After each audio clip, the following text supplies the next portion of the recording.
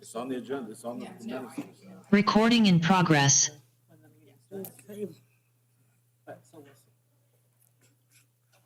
She got 30 seconds.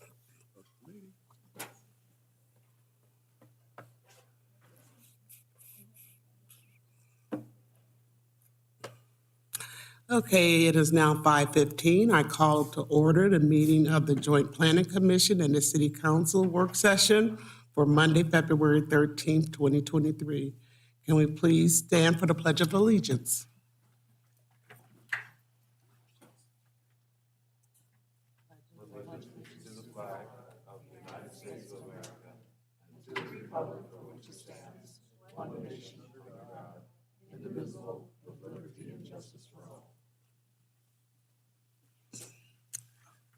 Thank you. May we have the roll call, please? Commissioner Miller, Here. Commissioner Hunsaker. Here. Commissioner Bunch, Good evening. Commissioner Bartholomew, Hello. Commissioner Riles, Present. Commissioner Verba, Present. Commissioner Nepperud, Present. Commissioner Cardoza, Present. and Commissioner Green. Here. And Counselor Newton, Present. Counselor Novak, Here. perfect. Counselor Montague, I'm here. Counselor Kopsinski, Here. Counselor McGee, Present. Counselor Smith, Here. and Mayor Johnson II. Here. All righty, well, I'll turn the meeting over to Ann. Thank you, Commissioner Miller. Ann Catlin with the Community Development Department, and I am going to go ahead and share my screen. If I'd had this PowerPoint presentation ready for you last week, I would have sent it out. I apologize in advance, but final touches happened today, so just a minute here.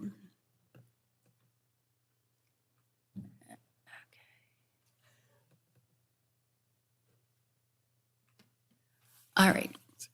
So tonight we are hoping to start the conversation and make some headway on one aspect of the climate-friendly and equitable communities rules that apply to the city around parking reform. Just a reminder of what the rules, rules entail. And I'll go over this in more detail as we get through the slides, but there are quite a few aspects to the climate-friendly and equitable communities rules related to parking. There are two parts to the parking. I'll talk about those. EV charging capacity, creating and identifying first climate-friendly areas, and then implementing those areas. By the end of this year, we will identify potential climate-friendly areas, and we have our first big public meeting about that next Tuesday, the 21st at 6 p.m. in this room. And then over the next year, we would look at how we would adopt rules for those areas. And then the last, but probably one of the more important pieces is there will be numerous amendments to our transportation systems plan because a lot of this relates to transportation issues. So regarding parking, so there's Part A and there's Part B. And I just want you to know Part A is actually already in effect. It was one of the provisions that we automatically can apply the state rules without having to amend our development code, which is great because we're going to need to amend the development code to comply with Part B, and it's just nice to do it all at once. So I wanted to review with you what is currently in place regarding parking reform. And essentially, the parking reform is related to reducing parking requirements. And then later at a future work session, we'll talk about parking lot design. So tonight we're really talking about parking requirements. So the first phase, Part A, we can no longer require parking for developments that are located within 1/2 mile of a transit line. So you can see the little map below, and I'll show you a bigger map. The blue lines are existing when actually proposed transit lines when they implement the latest updates to those lines. And then the orangish golden color circle, the bubbles around those is the 1/2 mile radius. And there's a little tiny little area that it is in the middle of the city that is not within the 1/2 mile. So today, we cannot require parking for any development within those bubbles. In addition, if a development is outside of those bubbles, and you can see that not much of the city is outside of those bubbles, there are some specific reductions to parking requirements for certain types of uses, mostly residential related and treatment facility type uses. So that's already in effect. So parking reform Part B, we're getting started on that today. And most of what we'll talk about tonight and March 6th is reform that we need to amend our code by June 30th and adopt the reform. So tonight we're going to go over picking an approach to parking, and then some associated ripple effects to that approach related to bicycle parking, accessible parking, and carpool and vanpool parking. We're going to need to have a maximum parking standard, and then we'll talk about electric vehicle charging capacity. And then at a future work session, we'll talk about parking lot improvements. So the first item for your consideration is picking an approach to managing parking. And this first slide kind of summarizes the 3 options before you, which are in the administrative rules, which I'll abbreviate as OAR sometimes, and that's Oregon Administrative Rules. Summarized here, but I have a slide for each one. So one option is repeal parking citywide. We're not going to talk about all these yet, but one option is to repeal parking citywide.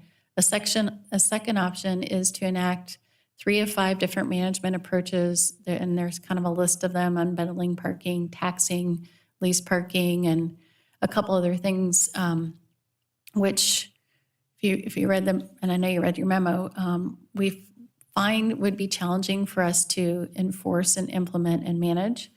And then option 3 is we would have that same radius where we don't allow parking, but then in addition to that, uses and developments outside of the no parking area that's currently in effect, we would have to not require parking for a variety of really specific different uses, like breweries, and I mean, the list is kind of interesting and long.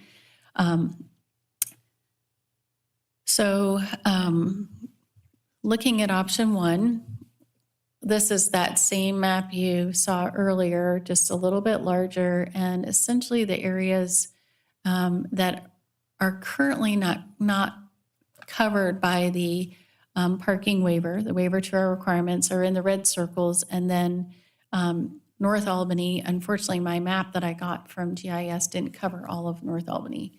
And then there's a little bit over in East Albany, just a few areas. So in the memo, we provided a staff recommendation, and given that most of the city is already no longer required to provide parking, that is staff's recommendation.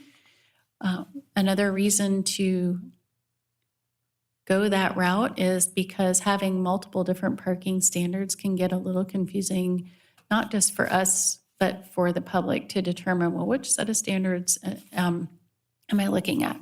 But we can pause for discussion, and I do have a more detailed slide on each of the other options. But any thoughts on going this route? And I will say the cities that have had these policy discussions already and around our size and larger or smaller have chosen to go this route because the other options just have their challenges. So, Is this the time for questions, did you Yeah. say? Okay. I don't mean to be dense here, but would you please define what it means to repeal parking citywide? it means the market would determine what parking to provide. So currently today, we have and actually it was, I think, attachment D in your packet. We require a certain number of parking spaces for each use type, and it's typically based on the square footage of a building. And when somebody wants to build a new building, another thing they need to provide is parking. And we count up the number of spaces and did they meet that requirement and, all the other things that are associated with those. In the repeal parking model, which is already in effect for most of the city, we will not require parking. But when a development is proposed, they still have to meet our parking lot standards, but we would no longer have to count up whether they provided enough spaces and met the development code requirement. So just in even simpler terms, in an example, let's just say Novax wants to put in a new restaurant over by the mall, like where your new one, or just on a vacant property where there's no parking. Rather than looking at the formula, one space per 100 square feet or whatever it is for restaurants, you would go, you know what? I think I need this many parking spaces. And it may be less than what our current code requires. It may be more, and we're going to talk about that a little bit later. But basically, you would determine how much parking you need. So, And you would be taxed on your parking? no, there's no tax. A second option requires us to select 3 of 5 parking management approaches. One of those is collecting a tax on leased spaces and commercial parking lots. So repealing parking, I mentioned several options. Repealing parking is only that. You have to comply with the standards when you do provide parking, landscaping, and setting aside spaces for accessibility, et cetera. But you would determine how many spaces you need to provide. I appreciate that. I do have a second question, which is in regard to this map that I'm looking at. And part of this is my own fault for not bringing readers, but I promise you, even if I had remembered my readers, I can't read any of those words, and I'm not. I'm visually kind of challenged in the sense that I don't know what I'm looking at here. If I saw streets or landmarks or something, that would help. But what's not the red circles? So, Where is that? yeah, I'm sorry, I didn't provide a legend here. So the city, the city limits line is black dotted lines, and the blue lines are current transit and proposed transit lines. The red circles are areas that are outside of that half-mile buffer where we currently don't require parking. So there are only a few areas in the city right now where we would still require parking. And I was just trying to identify where those areas were so that you could see that. And then areas in North Albany up above the orange line about, a little ways up North Albany Road. I have a quick question. So this is parking in regards to motor vehicle parking, correct? Yeah, right now we're talking about vehicle parking. This doesn't have anything to do with bicycle parking. Okay.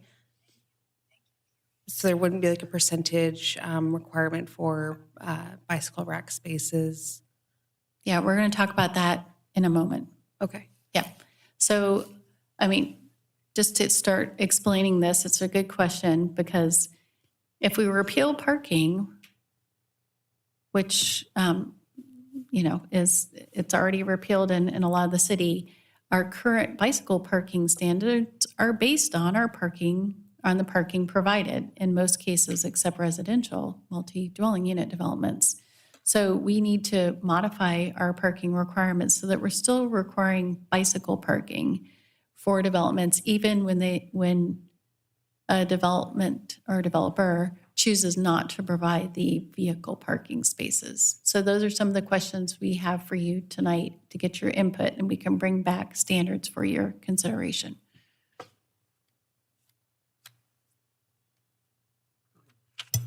I just have a comment that I think that option one is a great idea, and let the market decide how many parking spaces each of our businesses and different residential development needs. So I think hopefully we'll move more towards less parking needed in the future, and that I think this is a great first step. Question. So this applies, Yeah. What's that? This applies specifically just to non-leased parking, correct?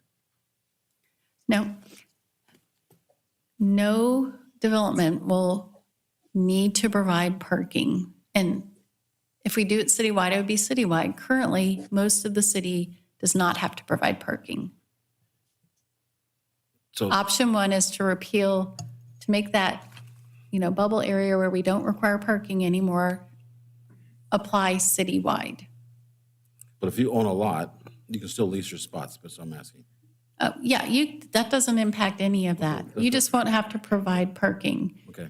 That's One what I of was the wondering. things that we aren't going to talk about a lot today, but if somebody is overbuilt on parking, or maybe uses have changed and a building happens to just have inherited a really large parking lot, the rest of that parking lot, the areas that they don't need, could be redeveloped. And actually, we will need to adopt policies and code language to encourage redevelopment for bicycle and transit-oriented development as we see those needs increase. But it could be redeveloped with another building or use. So we don't have any requirements around lease parking in our code. So Thank you. Go ahead, Bill. So that was actually one of the questions I wanted to ask is, what do we do with excess parking? And I guess for reference, this isn't the first time I've seen codes like this. They've been coming for quite a long time in different areas, a little greater density than we have. So I'm not surprised. But one of the kind of questions that, the simple question, I think, is that, so there's no minimum parking required. Will there be maximum set? Because in some municipalities, they have set maximum amounts of parking that you could provide, and you can't provide more than that. Is this what we're saying, is this is really just sort of market driven? We're going to let people put as much as they want. There won't be an upper limit or a lower limit? we will be talking about maximum parking next. The first Okay. step is to decide whether you want to repeal parking citywide or go with some of the other options, which would only apply to the areas outside of the orangish gold line on the map here, mostly in the red areas and in North Albany. So yes, the state is going to require us to adopt some maximum parking standards, and we'll talk about that next. Thank you. I just wanted to say that I am in agreement with Councilor Montague. I think option one is the most reasonable approach. I agree also. So I just had a question for clarification, and maybe we'll get to this when we start talking about the EV requirements. So if we get rid and repeal the parking mandates, the EVs have certain set requirements based on the number of parking spaces that are there. So will we be able to kind of adjust those requirements if we repeal it? So we know that parking will still be provided for some time, and the EV parking requirements currently in place and the adjustments that are proposed or that we need to comply with, actually, we don't have any alternative, will be based just on the parking provided. It's a percentage of parking provided. So, the city could consider whether we wanted to require EV charging spaces or capacity for the charging spaces when parking is not provided. I mean, there's some questions we have for you coming up, but right now, you can't provide EV charging capacity if there aren't parking spaces there. So, I mean, and that's kind of a discussion we had internally today, but I mean, if parking is provided, they would need to comply with the EV capacity requirements. Okay, I have some follow-ups that I'll ask when we Yeah. get to that section. And question. this is for both going forward for future development for both commercial and residential. Thank you. And employment. Yep.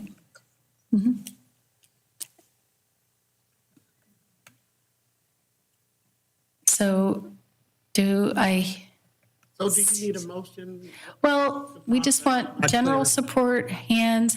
Do you want to support repealing parking citywide? I've heard that from most people. If not, that's okay. We can go through the other options and then the final decision after that. But we just thought we would save time if there's mostly support to repeal parking citywide, and we can move on to what the impacts of that might mean. Thumbs up. So I need to know hold on, slow down. We'll get there. I'm trying to find out from Ann her process that she needs to, us as the, We don't need an official motion. okay, no official motions, just if the majority say, No, because we're bringing back the actual Okay. language for your consideration through a whole public hearing and legislative process. Okay. We just need to know what to bring back to you. all right. So as long as the majority says, Yeah, the key is to kind of have the majority of this group saying, yes, we want to move forward with option one, where the city's no longer going to have a required parking. That way we don't, as staff, get surprised, or you, as our deciding members, that we get there and you say, well, geez, this isn't what we expected. Because at this point, moving forward, we'll be kind of setting a ball rolling down a hill going down this path. So we're just wanting to make sure everybody is comfortable with that path that we're on. okay. So I'm hearing a lot of support for option one. Do we need to have additional discussion from Ann, or do you want to hear more before we give them our recommendation to move forward? I think Counselor Novak has a question. Is that? I do. correct? Okay. Yes, yet another question, just to clarify, just to make sure I'm understanding here. So repealing the parking citywide, which so many other cities have done because the other two options are not easy to enforce at all. We all understand that, I think. I certainly understand that. So again, just to be clear, the parking that currently exists, unless it's an overabundance because the building's not being used the same way or something, we're not going to mow down all the parking in the city, right? We're just requiring that new developments don't have to provide parking. That's Apart correct. from what the market will bear. Right. That's correct, but we aren't going to go in and take over that parking. But if a property owner, in business goes, you know what? Things have changed. I had to build this many parking spaces because the city required me to do that. And you know what? I see only half of those spaces occupied. They may go, maybe I can lease some of these spaces to my neighbor over here who doesn't have enough parking. Or, gosh, maybe I can have a Dutch Brothers or use some of my parking lot for another use. Revenue generator. Yep. Any more questions? Go ahead, Karen. So this is assuming that people are going to be walking and biking instead of driving, right? No. This is assuming that people are going to be walking and driving instead of driving, walking and biking. Well, So what if they don't? I think that the market is going to say, you know what? People are still driving cars, right? So you can go back. You can go back if you have. You can provide parking. We're not saying you can no longer provide parking. We're just saying we're not going to tell you how many spaces to provide. Yeah, a great example is one of the things when we get new development that comes in currently, and sometimes one of the topics that we discuss the most is how many parking stalls that they'll need to provide. And a lot of times it's they don't want to provide that many parking spaces, and we'll say, geez, we know our business, we don't need this many parking spaces. That's why this option for staff and why staff recommends it is we recognize they know their business better than we do. This provides the market to decide how much parking they're going to provide. Understanding that if you build a grocery store and you only provide 3 parking spaces, a lot of people probably aren't going to go to your grocery store, at least currently right now. But it also, to Councilor Novak's point, we're not going to go out and start sending people's letters saying, hey, you have too many spaces. That's never going to happen. That's the existing parking that's out there gets to remain as long as they want it to remain. To put very simply, the city's getting out of the parking business of how many spaces you have to provide. Now, knowing that we're kind of moving forward with that option one, we do have some policy discussions we have to talk about maximum parking, because if we take ourselves out of the parking regulation business of how many spaces, we do need to talk about, oh geez, what if you have somebody that wants to come in and build 400 spaces when they only need 2 or 20? Well, that's a problem. So we have to put kind of an upper limit on that, as well as by removing that parking requirement or minimum parking spaces. We need to talk about, how do we provide ADA spaces? How do we provide parking space or bicycle spaces, which is what Ann had was suggested we're going to be moving forward to next, because those are all coupled to our existing minimum parking standards. So hopefully they do walk and bike a lot more. The Because I've heard a lot of people complain because there's no place to park. Well, then, it's going to be up to the individual business owners then, right? Yep, exactly. Okay. Any more questions? So I'm assuming, unless there's some objections, option one from this council and commission. Okay, I'm going to skip the next 2 slides. All right, so as some of you have already brought up, if we repeal parking, which we no longer require parking to be provided, when it's not provided, there are still some things that need to be provided. And bicycle parking is one of those. State law does require that we require bicycle parking, and they do have some minimums for residential and some guidelines for retail and commercial and other uses. So in your packet, we provided you a spreadsheet that showed you what our current parking requirements are, and it's a couple pages long because we just have a whole bunch of different uses and different parking standards. But also in this table, we provided you with, we found a couple of other cities that require bicycle parking based on use rather than as a percentage of the parking provided. And I provided you with the Tualatin and Salem's bicycle parking standards. And after we pulled all this together, and I kind of been doing more research, a lot of cities are going to have to do the same thing we're doing. We can probably simplify this table to just be a bicycle parking table, but I was trying to show you what other cities are doing for similar use types. But in most cases, the state requires us to require at least 2 bicycle parking spaces. But for certain types of development, we might require, 0.2 spaces per 1,000 square feet or something like that, with 2 spaces as a minimum. And then residential development that's multi-dwelling developments of 5 or more units, we will need to require 1 space per unit. So it is going to be more than we currently require for multifamily. So our code is actually not complying with the state law regarding that. So there isn't really any specific input here today, but if you initially were thinking, oh, maybe we'll do something like Tualatin's, and I think the staff recommendation in the memo is that we look at Tualatin's ratios, which seem to be similar to our current ratio of about 10% of provided parking, but come up with a simplified table, and we can bring that back to you.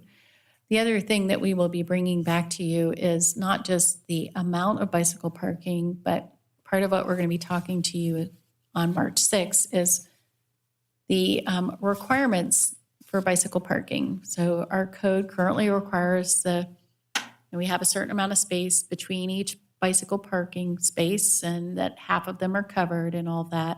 One of the things state law requires is that we provide bicycle parking for not just your standard, what I'll now call a skinnier bicycle, but that we also provide some spaces that accommodate the wider cargo style or family style bicycles. The bicycle community is sort of evolving over time. And so we would be bringing that back. I would love any input or if you've heard or seen any deficiencies around town, but we do have a policy question coming up for you, but we will need to amend our bicycle parking standards.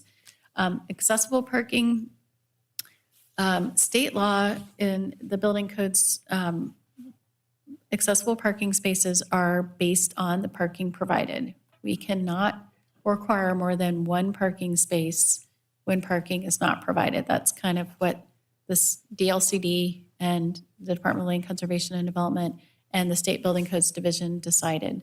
So we'll talk about that. And then carpool and van pool, we need to require preferential treatment for where those spaces are located. But, you know, if parking isn't provided, you know, there may not be any of those. So that's something we're going to talk about here in a minute. And what I've found in looking at other jurisdictions' codes is that the carpool, van pool spaces are for employers where they might have parking set aside for their employees, and it's a percentage of their employees. So I just wanted to tell you what the impacts are of repealing parking. So Before you move on, Ann, I have a question about, you know, we have the scooters here in town, and people was upset about them being on the sidewalk and in entryways and stuff like that.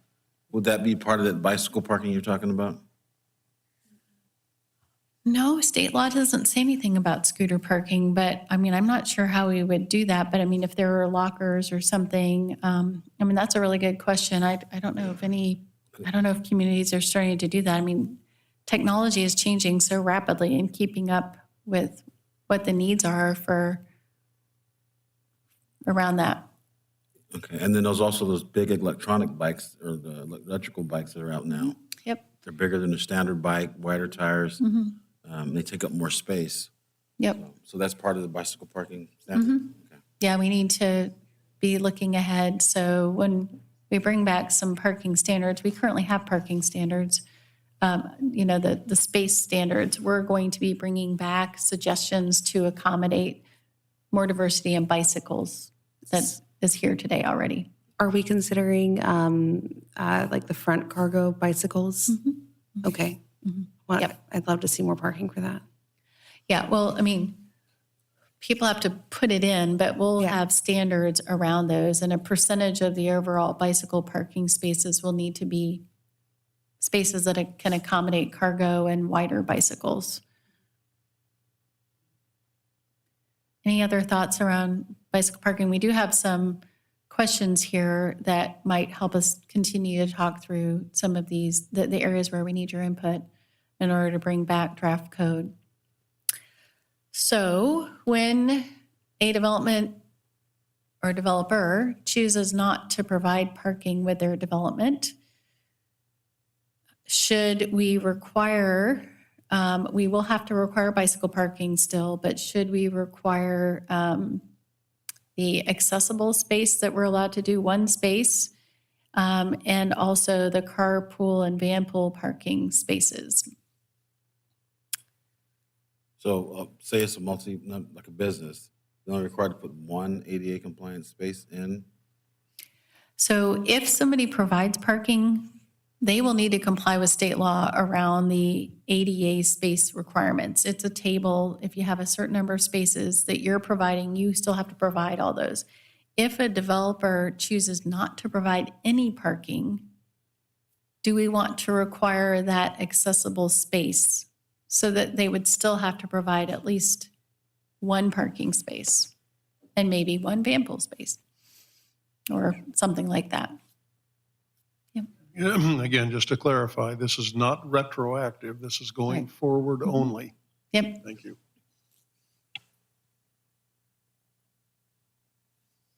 Any thoughts on that? I mean, we're trying to research what other communities are doing, but one thing to consider is if there's room on a site, like especially new construction, we should probably require that accessible space. And if they want to provide more than one, that's okay. But there are some other areas of town, like downtown, where you might have a change of use or a use expansion where there isn't any parking provided now. So there might be shared parking facilities that are serving the downtown, for example. So I think if there's support to provide one space where there is room on a property, we can craft language around that for accessible parking. And then I'm kind of seeing head nods around that, where there's room. And then the other consideration is van pool parking. If you would want to require a carpool, van pool space when no parking is provided. Yeah, and I think that's very reasonable to expect both of those things. It's been my experience, doing this for over 40 years, that clients are very concerned about parking and getting the right amount. It always comes up on every project. And so I think, this zero idea that someone would do something when they had the ability and provide none is probably going to be a pretty severe outlier. Whether it's for your employees or your customers, accessibility to buildings is important for their success. So I don't think we should worry too much about zero. But if there were a case that there was limited use on site or the owner didn't want to do it, I think some ADA accessibility and clearly a carpool, van pool ability for drop-off zone is not just convenience. There's a safety factor there that I think is important. So I think we need to consider that. And then when it comes to the bicycle parking, I've put in large bicycle parking areas, and they're not ever very satisfactory. I think it's kind of a neat idea to be able to consider what is a better bicycle parking setup for security and lockability and weather and all that. So I look forward to weighing in on that. That's about it.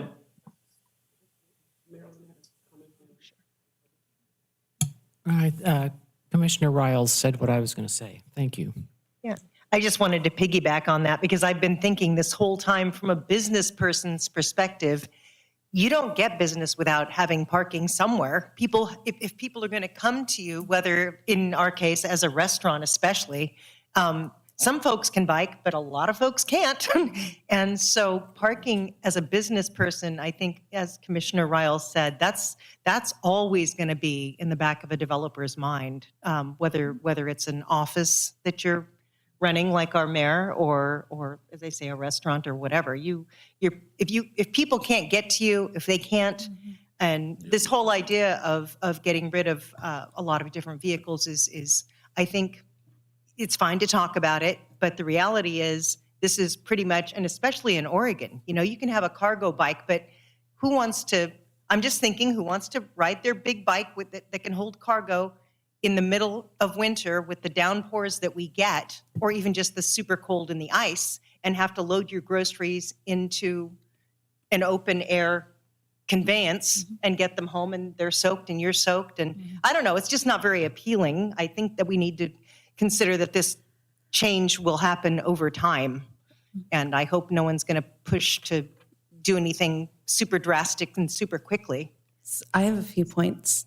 So one, I went on a wonderful date with my husband on Saturday. We went to dinner and to a movie, and I wish that you could have seen the mass exodus of folks that were walking out of the downtown movie theater to walk home. Like, we weren't walking home alone. There were, I would say, about a dozen other people, and we were all kind of being able to discuss the movie.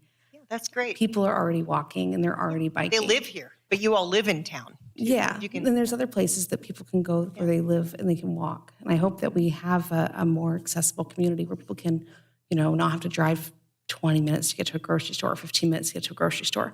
But my other point is, this is not parking that is being, like how Ann said, we're getting out of the parking business.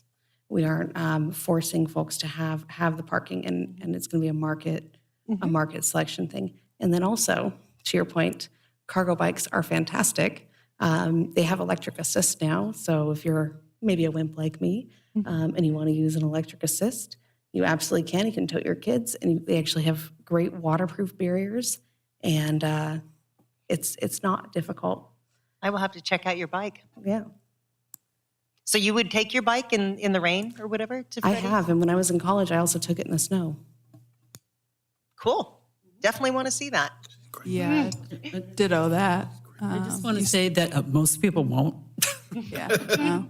Some people don't have a choice, so let's be Some people don't. real about that.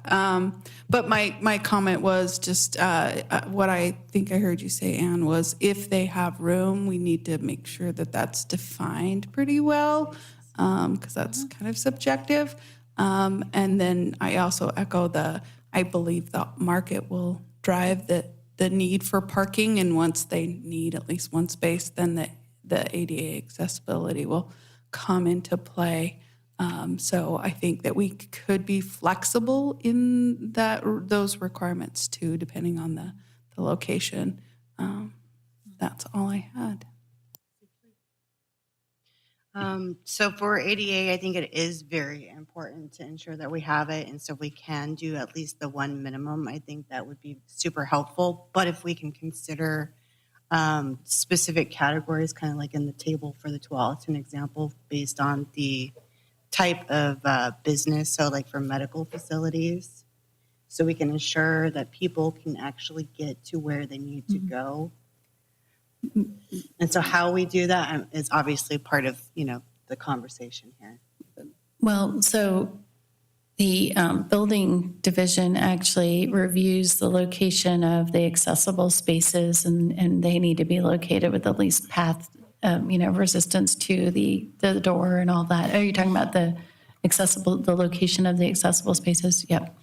Yeah, so they are looking at that, and actually there are requirements that developments spend a certain amount of their budget on accessibility, and so this is already kind of dialed into, and Bill probably knows more about this than I do, into some of the work and improvements that are being made within the facilities and on the properties to meet those minimum percentages of their budget that it's going to remove barriers to accessibility.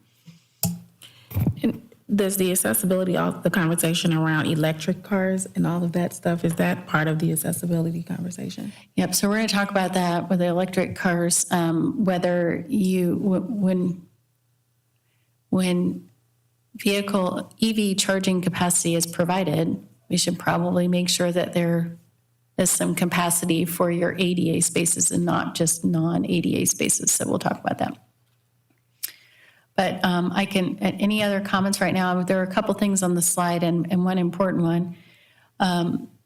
So I mentioned this earlier, but we do have uses that change over time on an existing development site. And sometimes those developments do not meet our current code. So, I mean, I asked this as a question, but generally, and I don't know that we would have much opportunity to deviate this, but when a development site does not meet our current code, and in this case, it's not necessarily going to be around parking because we wouldn't be requiring parking, but probably bicycle facilities or van pool spaces that we would require the development to comply with the current parking standards for things other than vehicles. So the bicycle parking, striping a space or identifying a space for a van pool space if that ended up applying to them.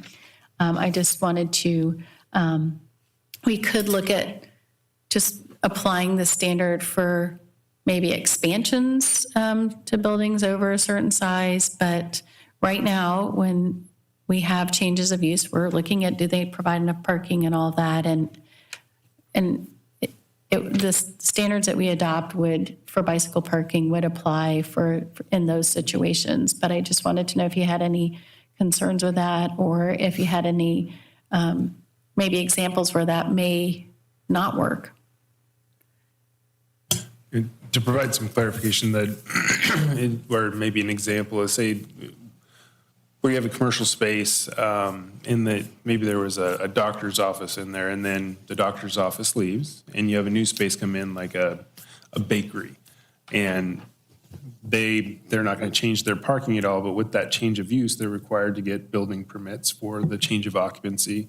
So the question is really is at that time, there may not have been any bicycle parking for the doctor's office, but since they're coming in for that change of use, would we want to require them to come up to the current development code and provide whatever we decide on?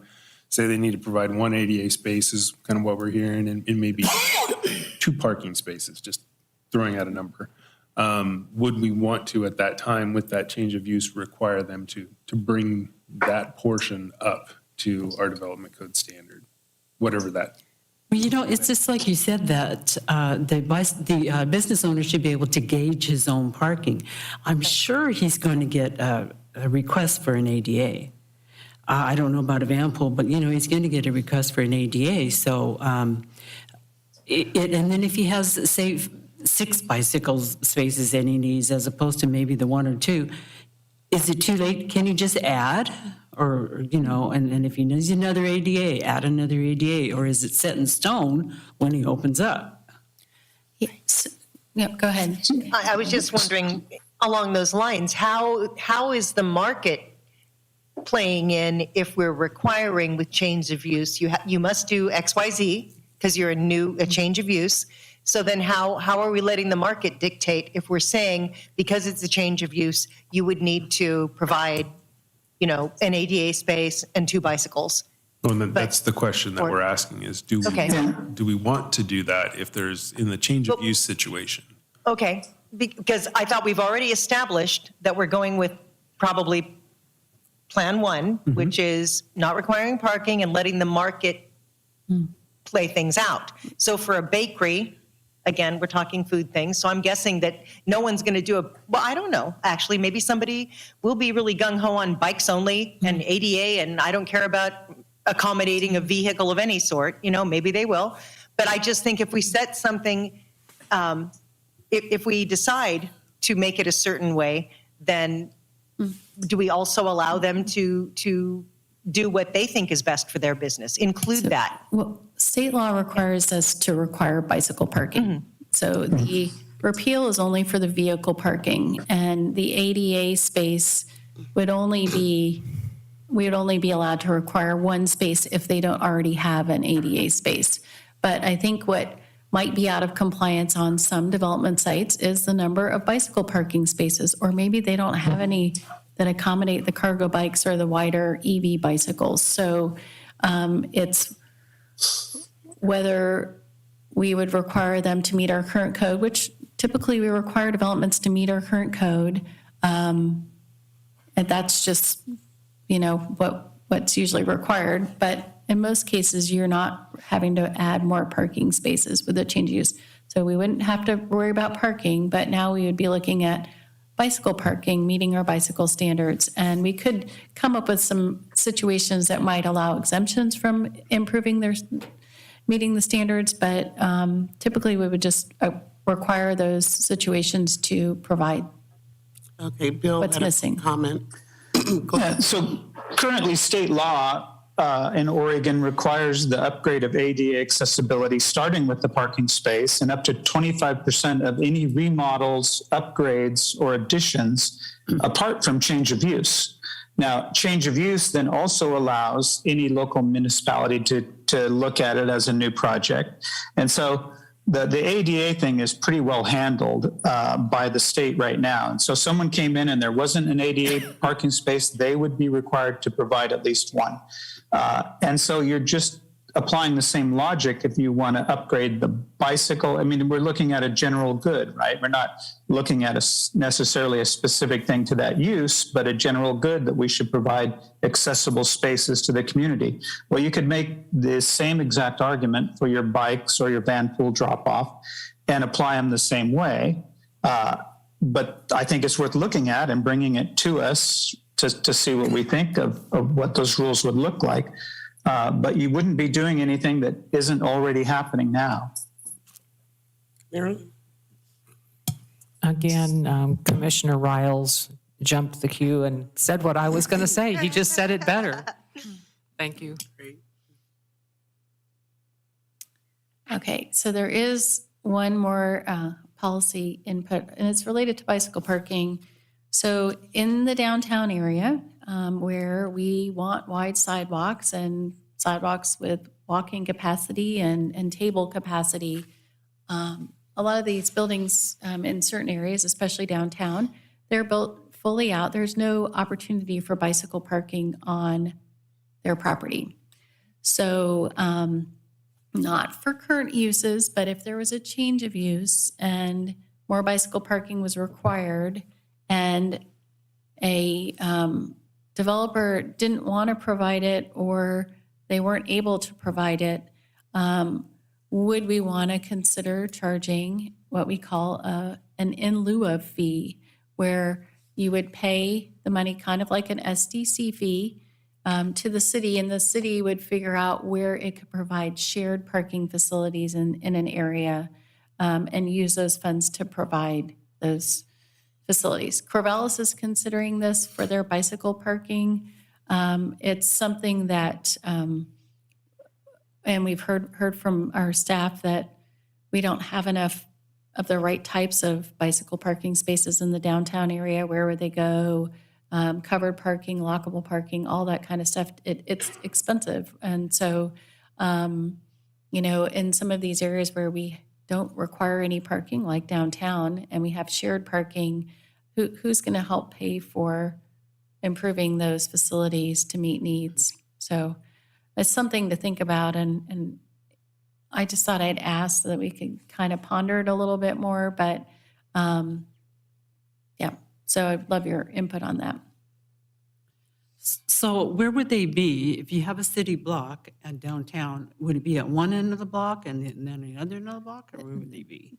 We would have to figure that out. So one of the things, you wouldn't know exactly where your money was going right away, but once we had enough money and had a plan for where future bicycle parking would go, it would help build that.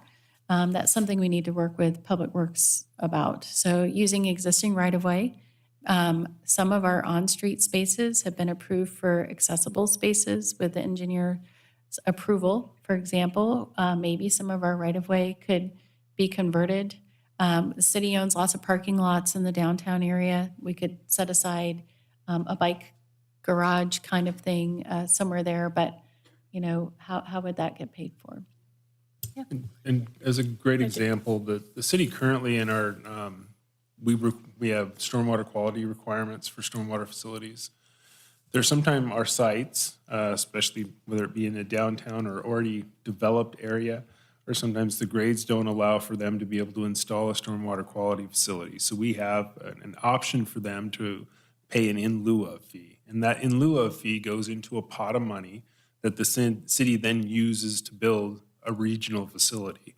And we'd be looking at something similar to that is if there wasn't an opportunity to provide, say, bicycle parking on site, we could consider an in lieu of fee. And we'd have to have the discussion on what does that fee look like? How big is it? And then just how is it structured? But then the concept would be that money would go into a pool that the city would then use that pool to build a regional facility of some sorts. Now, maybe what does a regional facility look like? Well, those are the things that we have to kind of come up with and bring back to you. And maybe a regional facility looks like one of our on-street parking spaces that we put in facilities for covered bike parking or something like that. So that's kind of what this is pointed towards. So I guess the only thing that worries me about in lieu fee is the idea of somebody being able to pay to not be in compliant. But it sounds like you guys already have kind of careful language in other places. And so I guess the only guidance I would have is be careful in the language so that we avoid that paying for non-compliance where it's not absolutely necessary. We would have to be cautious how that was structured. Just like with our stormwater quality in lieu of fee, there has to be good reasons why. They can't just say, well, we don't want to put in these facilities, so we'll just pay the fee. That's not an option. There has to be good sound engineering reasons why it can't be built. So we'd have to look at that when we came up with kind of the qualifications for applying that in lieu of fee. Revicia? Yeah, I was just gonna say, I think it'd be good idea if we already had what we were gonna do before we said they could pay the fee. Like, where is this gonna be located? How far away from the business? Before we just start saying you can pay the money. I think they need to know exactly where their money's gonna go and how many it's gonna provide. If it was me, I would want to know before I just say I'll pay, and I have something to show for it. So I know exactly when I'm building my business plan or where my folks gonna live at, whatever the case may be. I think it'd be really good to have exactly where it's gonna be, how much it's going to facilitate, how many bikes it's gonna hold, rainy. I need to know all the details. So I think it'd be important to have that prior to saying you can pay. Yeah, I think that's really important. It's kind of a lot to do by June 30th, but that could be another phase. We don't have to adopt a fee or figure that all out by June 30th, but it's something in thinking about our bicycle requirements, and especially in areas where it's challenging to provide bicycle parking or there are multiple competing goals around bicycle parking.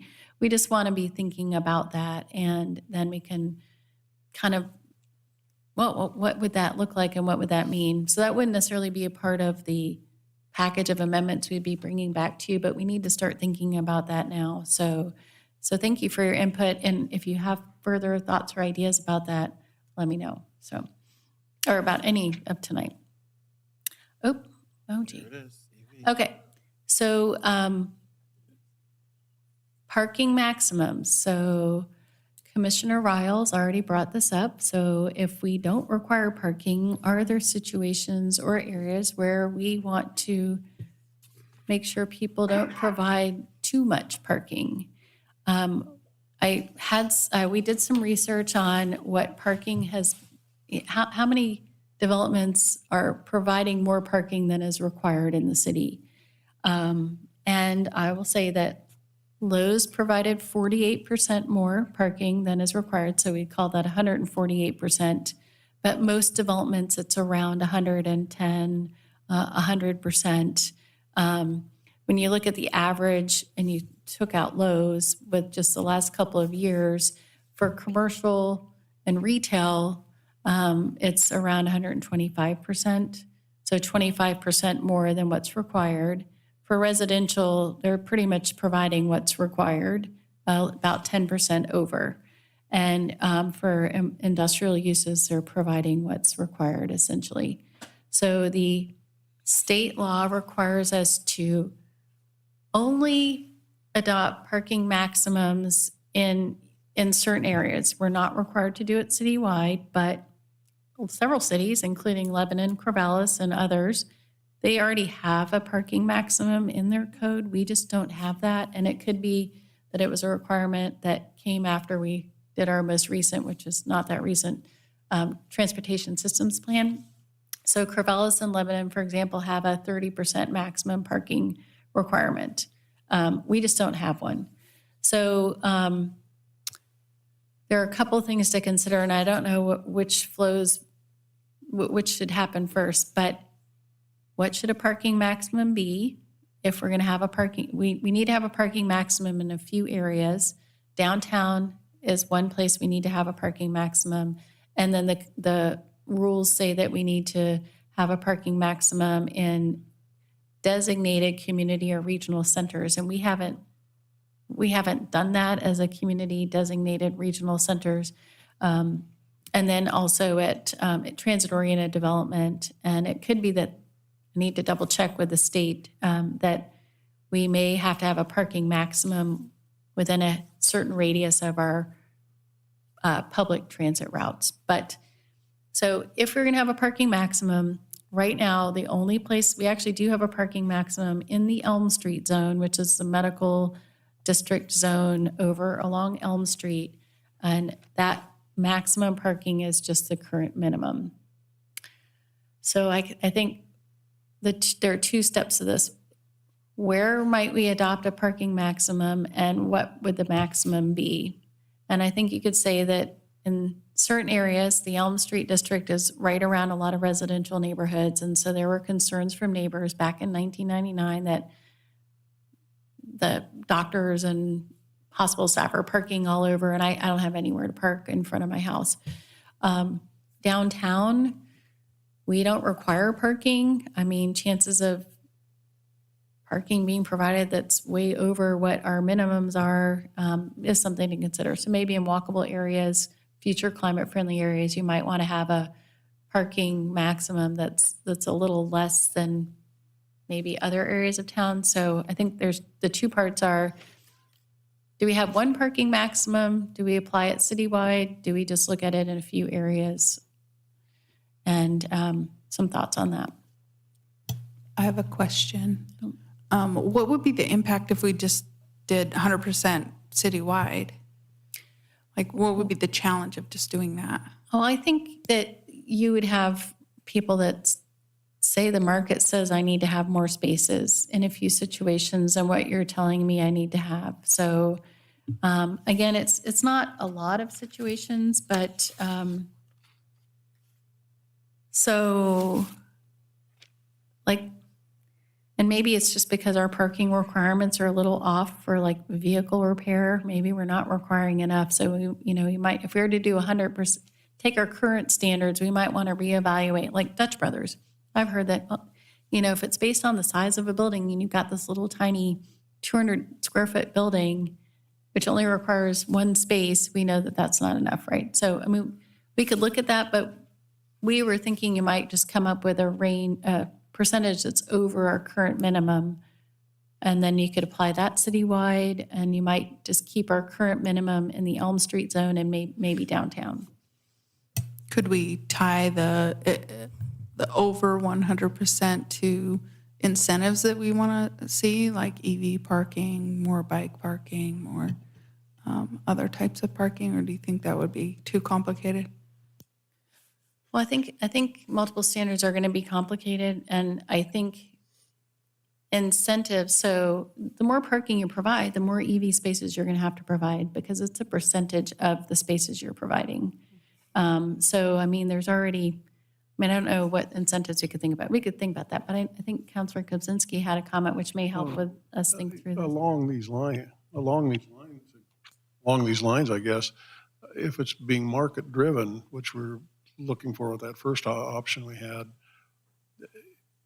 I think a new business coming into, say, the downtown core area is going to have a struggle just to find space to build a business, much less adding more than what would be required for their business for parking. So I think they would be more back to the idea that let them decide what is necessary for their business. And you brought up like Dutch Brothers.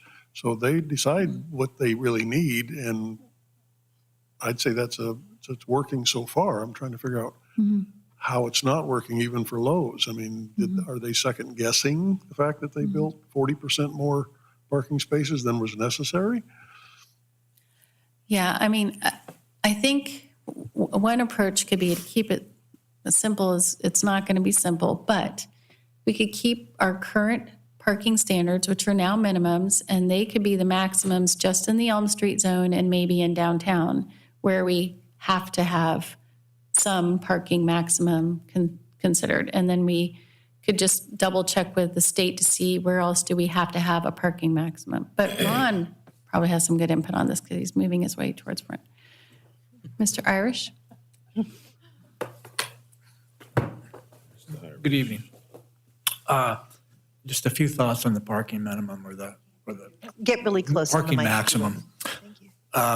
As Ann mentioned, one of the things coming out of the new regulations is the requirement for the city to update our transportation system plan. And we'll be forced to do that probably within the next year. That TSP update will include elements that our current TSP doesn't include.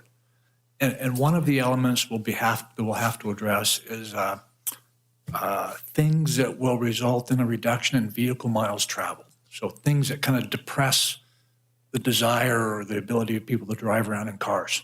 And one of the ways that happens is through a parking reduction.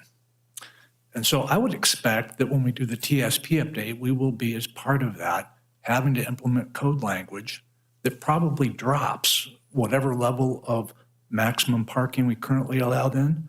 We'll have to drop it below that. And so one approach here might be to implement the maximum to required by state law now, but not touch the rest of it until you do the TSP update in about a year. Because we really don't know what those VMT reductions are going to do to us until we get into the TSP update. So lots of different stuff at play. Marilyn, you had a comment? So if we were to do what Ron is suggesting, and I think what he's trying to do is to show that we've made a lot of progress between what we might adopt now and what we might need to do.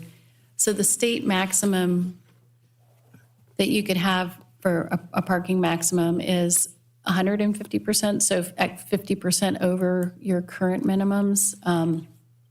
We could consider that and adopt it citywide, so there's just one standard, and then just keep the Elm Street zone the way it is, that the minimum is the maximum. And it would just require us to just update our current minimum table would become the maximum, and we'd adjust it to whatever the ratio is that you want to adjust it to.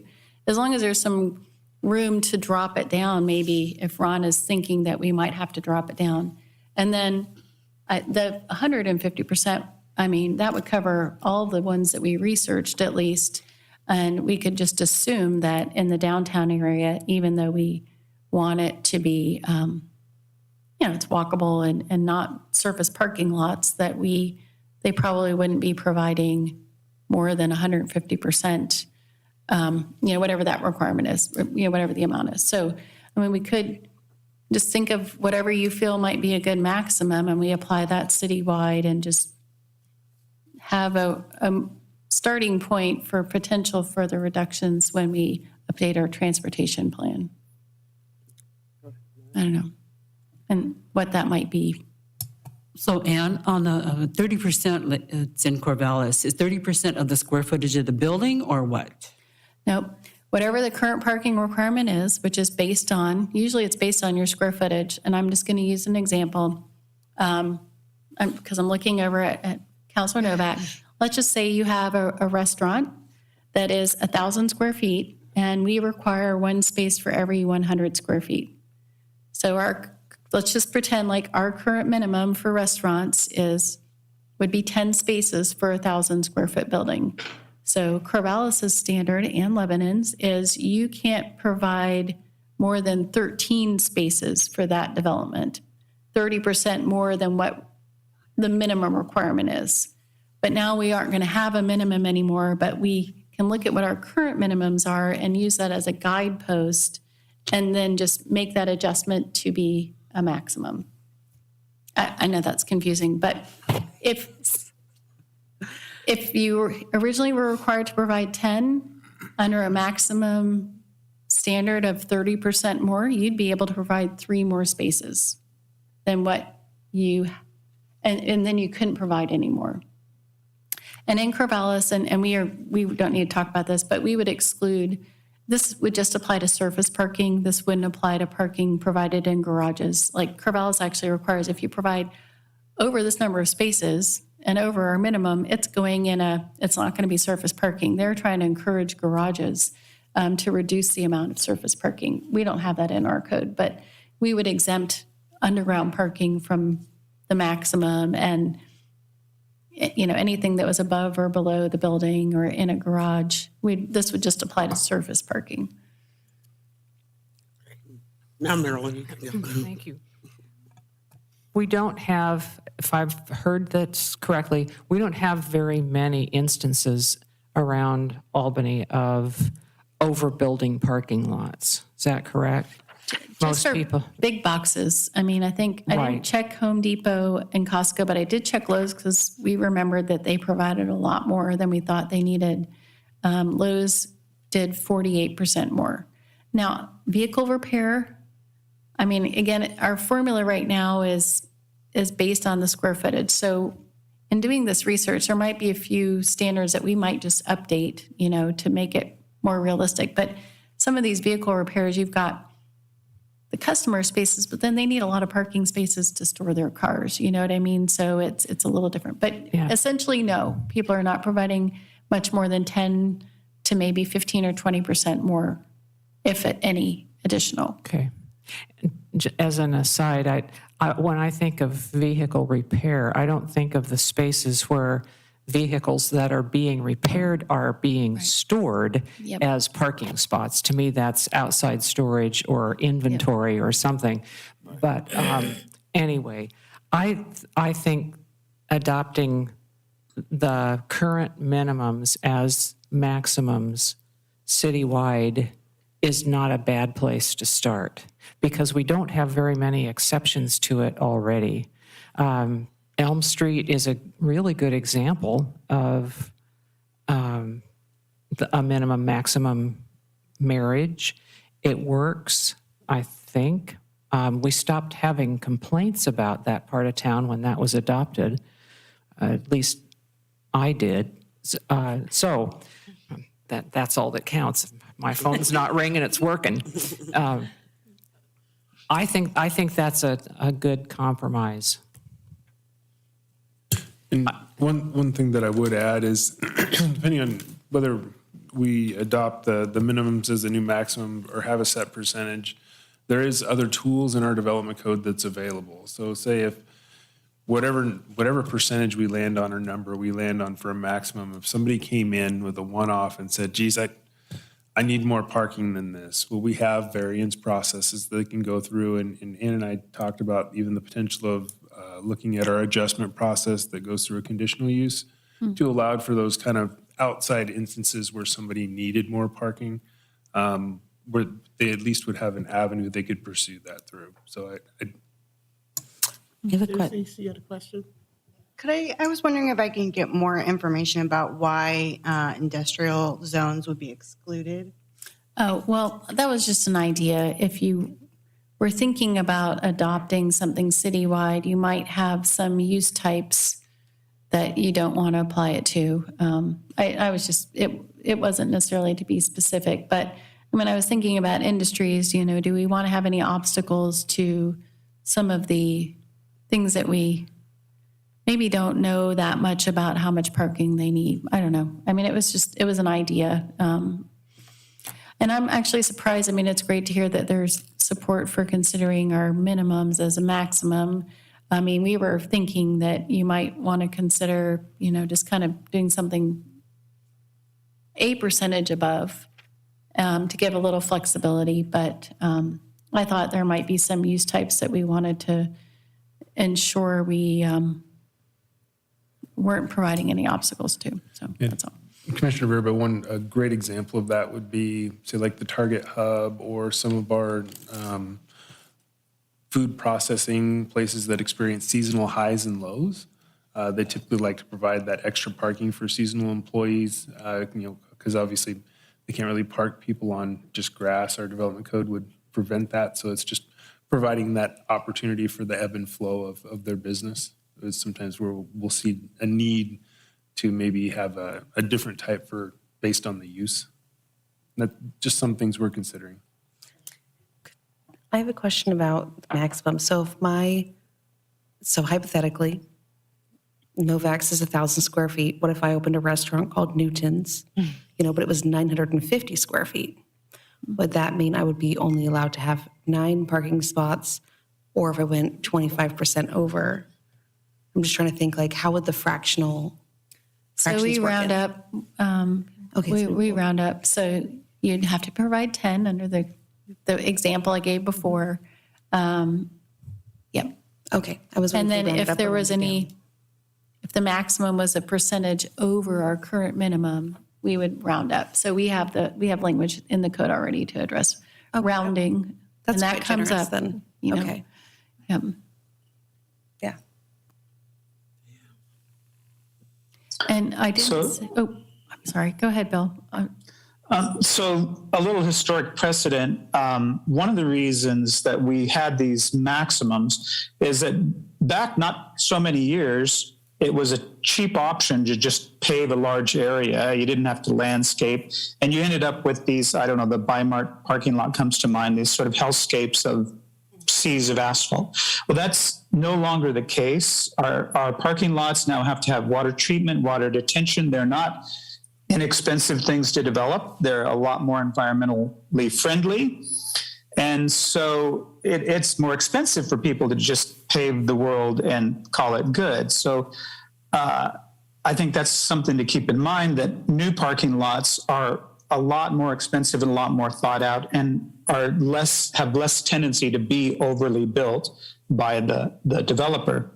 And what Ron brought up is, from his point of view, is if we're going to have to look at our transportation policy, and we're going to be encouraged to come up with some actions that will reduce people's need or desire to drive their cars. That's a tool we could keep in our tool bag for making those reductions if we overstated our limit and then brought them down later. Okay, so just to follow up on what Ron was saying, it may be a little disingenuous to do that, but it does give us some, because the next thing we're going to face is this traffic thing, and how do we use traffic policy to also reduce the need for people to be in their cars. If that makes sense. Speaking of that, though, I really like Winco's parking lot because all of the basins are pooled and all the plants are native and everything is geared towards less water. Yeah, less water and less waste. So Yeah, that absolutely. Parking lots are better than they used to be, but they're still not great. Mhm. Yeah, and next work session, we'll talk about some requirements around parking lots themselves. So I've kind of heard a mix of what to do with the maximum parking standard. And I mean, taking Ron's suggestion, we could bring back a maximum that's like 125% or 25% over our current minimum, with an anticipation that we might reduce that with evaluation of what we're going to need to do with the TSP. And I don't know. I think if you heard from the business community, they want flexibility and they probably wouldn't like having a parking maximum. But would they realistically build up to whatever that maximum is? You know, maybe not, because of the expense today compared to, years past. I've been to Lowe's several hundred times since the pandemic started, and quite often Lowe's has a full parking lot. So I think they built the right to scale for them. It's never full when I go, but You weren't on. It's never. Oh, I'm sorry. I'm saying that whenever, during the pandemic, Lowe's was quite full a lot of the time. Well, during everyone's the building pandemic, stuff and doing gardening projects, myself included. I have a question about requirements for parking lots. Are we going to want to require anything that's like a cooler option, like a cooler parking lot option? I know that the black asphalt oftentimes absorbs and emits more heat. And as our climate is warming, is that something we want to maybe encourage or incentivize? that's something we could talk to folks and somebody like Commissioner Riles, who knows a lot about expenses around different materials. We don't have a requirement that, we have some minimum requirements, but we don't address the color or the finished surface material. But right now we're just trying to comply with the state rules, and that is not a requirement. And we do know, of course, if you can avoid black asphalt and those heat islands, absolutely. Would we want to add that in our code? I think we just want to do some more research on implications of requiring that. But it's certainly something that I think it's possible other communities are considering. Grasscrete also. Grasscrete? That sounds interesting. Yeah, you can, you can have impervious surfaces to park on, but we're starting to get into other stuff. Right now, we're just we have a lot to try to amend and to address and comply with the state rules, but that doesn't mean that there aren't other things that can be done that might do a better job at addressing the current climate situation. So, yeah. Bill, did you have a comment? Yeah, one of the things we do in regard to that is the shading coefficient. We've increased the number of trees required in a parking lot because they do a remarkable job absorbing the sunlight and processing that, actually cooling the parking lot. And so we looked at different materials, but one of the things that Albany did quite a few years ago, and we were ahead of the curve, was to increase the amount of trees and what we call the shading coefficient, the size of the trees, the shadows that they spread across the parking lot. And that, people don't notice it, but that has a real impact that really does cut down on the heat that the parking lots create. I thought I was reading in the packet that they were going to be requiring trees. Yeah, Yes, next, yep, we're that's going what to be happens. requiring more than we do, actually. This picture, and we need to get on to the EV. This is the Costco parking lot over here, just FYI. And I think when I go there, I'm like, wow, I can actually park underneath a tree. When you look at the aerial photo, it's like, and I don't know what year this is, but I'm like, This is the wow, old there are one. hardly any, the tree canopy is pretty minimal, but there are some trees, right? So we'll be talking about what the requirements will be for new parking lots over a quarter acre or larger. So next time. I've got some input. I'm not sure that there's strong support for any one direction, but I think we'll bring back something for you to give us more thoughts on next time. Is that okay? Yep. Okay, all right. So electric vehicle charging capacity. So we sort of talked about this a little bit earlier. This is based on the number of spaces provided. So if a development does not provide parking, there wouldn't be any requirement to provide electric vehicle capacity. And so one thing that